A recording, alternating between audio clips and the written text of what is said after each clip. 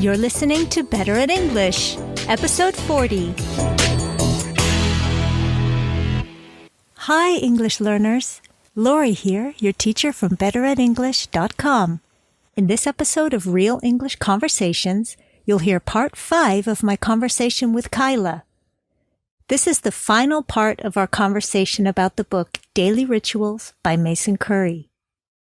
In the last episode, we talked about dealing with distractions and interruptions when you're trying to work.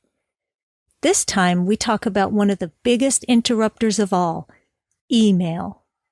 We also talk about ways to structure your day to make it easier to do important things.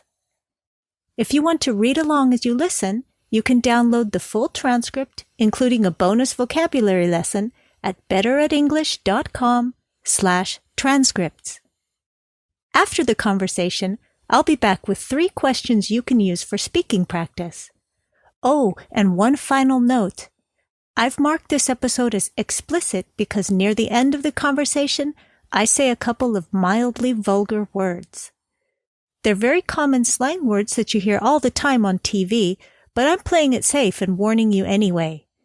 You never know what someone might find offensive. Okay, let's get on with the conversation.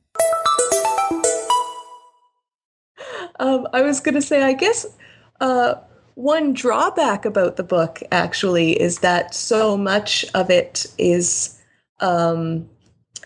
there's not very many current contemporary people in it to ask about their rituals. It's an awful lot of people from the last century before internet and so it would be nice to find, the daily rituals of more people living now with the different forms of communication that we have now.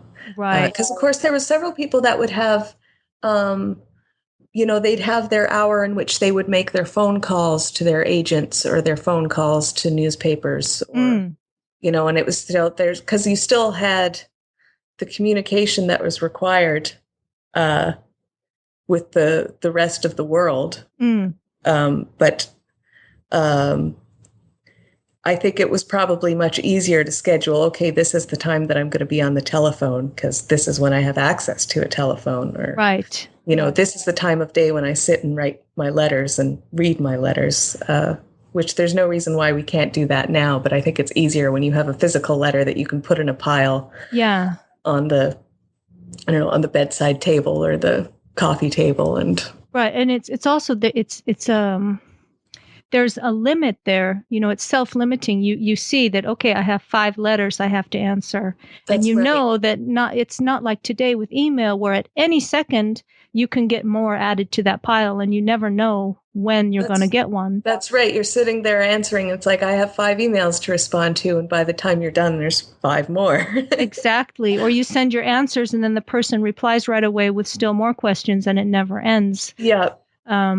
So there was more of a sense of like these finite chunks of work that you could do in a given period than now, where it's the boundaries between work and not work, and it's just getting fuzzier and fuzzier all the time, I think. But I agree. I agree with you that it would be great to hear some examples or read some examples of people living in our time dealing with the kind of problems that we're dealing with every day.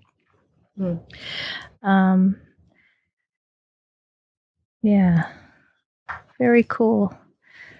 Let me see. Was there something else? I guess I don't know if it would be my final question, but one question that I have for you is if you have picked up anything from the book that you have started to apply to your own life or that has somehow changed the way you approach getting your creative work done or your productive work done. One of the things for sure is, and I actually went and found the quote again because I thought it was a brilliant quote, and it's from William James.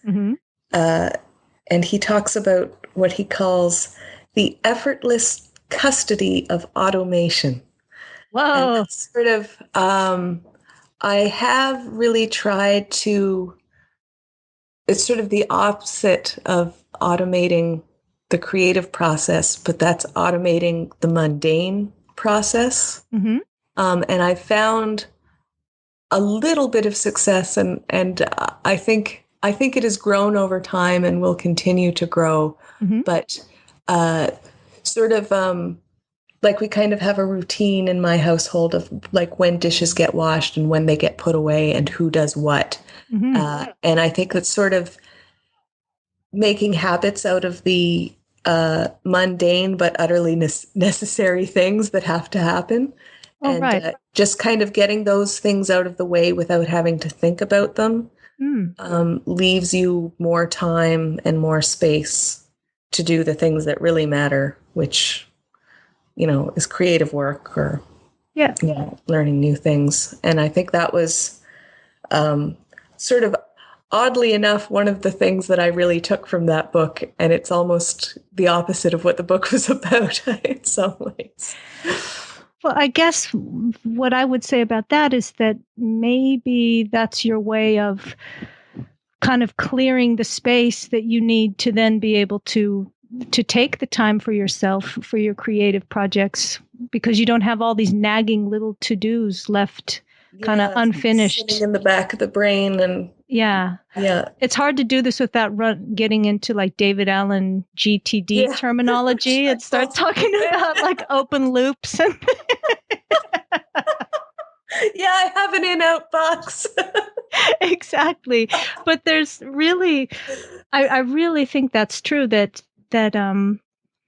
if you can, that's maybe that's one of the things that's so great about setting aside those first hours in the morning for doing your really important stuff is that you don't have this feeling of all these other little unfinished things that are kind of nagging at you and making you feel a little bit guilty for taking that time for yourself. Right.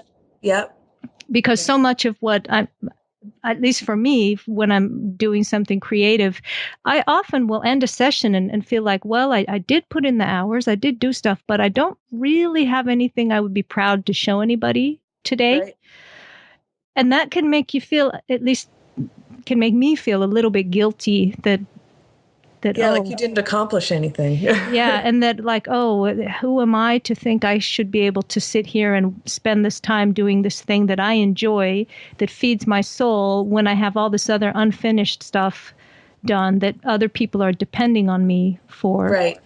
So, yeah, to circle back is maybe that's kind of your way of getting all that shit taken care of, and then you have the space and peace and quiet and in your mind as well as in your environment. Yeah, no, definitely. I think that makes, that makes sense.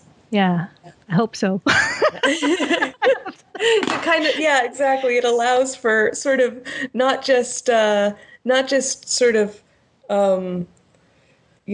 nagging doubt-free, but guilt-free time to spend on creative process. Yeah. Because the nagging doubt is a freaking bitch, man. Yeah. Seriously, the self-loathing and nagging doubt and fear and anxiety, all of that is bad enough. And then when you're feeling guilty for taking that time for yourself, on top of all of that, it's, whoa. Yep. I feel the need to high-five you. High five! I'm high-fiving. You can't see it now, but I'm high-fiving you. All right. Cool. That's all for this time. I hope you've enjoyed the conversation. Remember that it's important to practice speaking if you want to improve your English fluency. Here are 3 discussion questions that you can use to practice with your teacher, tutor, or your language exchange partner. 1. What kind of things distract or interrupt you when you're trying to work, and how do you deal with them? 2. Do you feel the need to be constantly accessible via social media, email, etc.? 3. What kind of setting do you need to do your best work? Are you able to create that for yourself? If not, what would you need to change? Make sure to download the transcript so you can read along to check your understanding. The transcript also has notes about the language we use in the conversation and explains a lot of the vocabulary. You can find it at betteratenglish.com/transcripts. Until next time, keep on practicing your English. In fact, you can practice right now by leaving me a voice message or joining the conversation on the Better at English Facebook page. You can find all the ways to get in touch at betteratenglish.com/contact. Bye for now.